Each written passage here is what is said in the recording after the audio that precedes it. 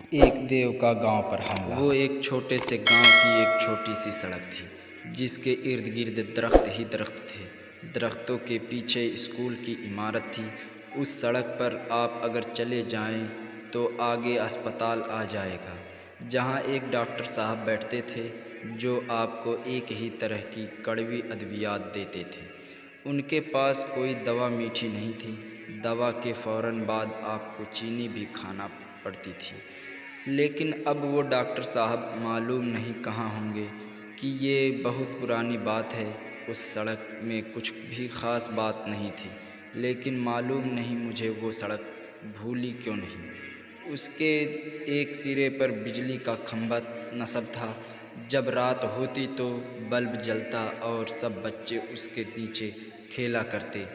جب بہت بارش ہوتی تو سڑک پر پانی ہی پانی ہوتا اور اپنی کشتیاں لے کر سڑک کے دریا میں اتر جاتے۔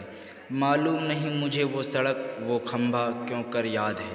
وہاں ایک بچہ تھا جو شاید درخت کے ساتھ ٹیک لگائے اب بھی بیٹھا ہو، وہ جو ساری دوپہر درخت کے نیچے گزارتا تھا۔ اسے گاؤں سے، اس سڑک سے اور وہاں کے پرندوں سے محبت تھی۔ اسے اس گاؤں سے محبت تھی جہاں امن و سکون تھا۔ شاید وہ اب بھی اسکول کی فیس جو اس سے راہ میں کہیں کھو گئی تھی ڈھونڈ رہا ہو۔ ساری دوپہر نکل گئی تھی، ڈھونڈ ڈھونڈ کے تھک گیا تھا، لیکن اسے روپے نہ ملے۔ بغیر پیسوں کے نہ وہ اسکول جا سکتا تھا اور نہ گھر۔ معلوم نہیں وہ کتنی بار سڑک پر آیا اور گیا تھا۔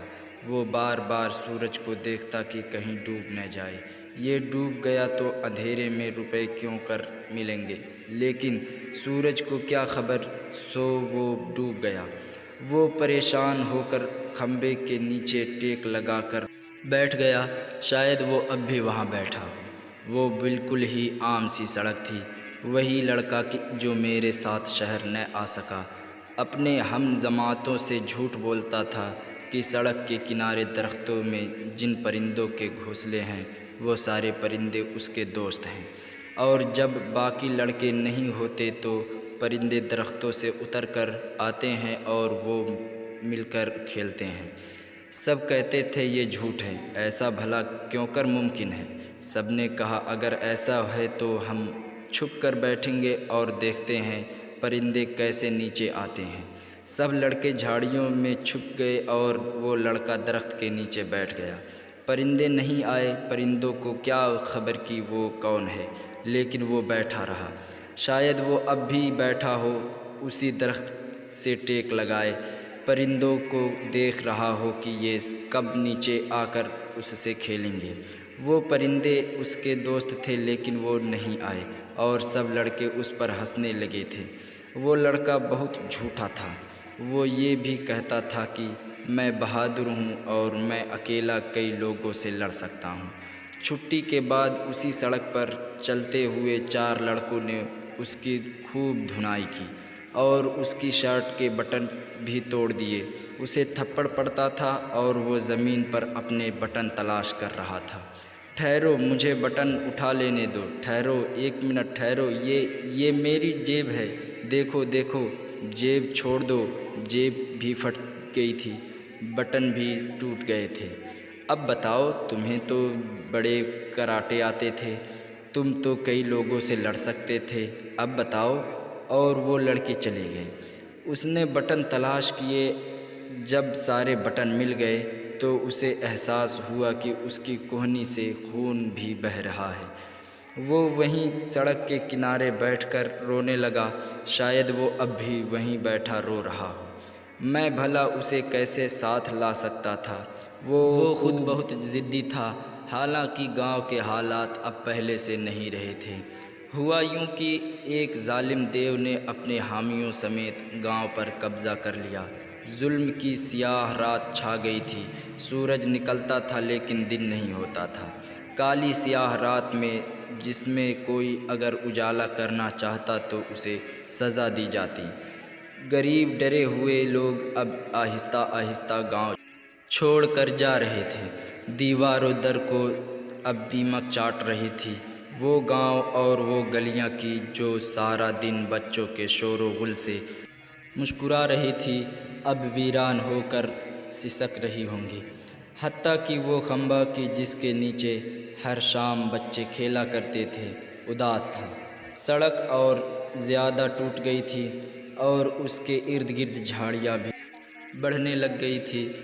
اب گاؤں میں صرف دیو کے حامی اور چند ہی لوگ رہ گئے تھے اور ظلم و ستم جاری تھا۔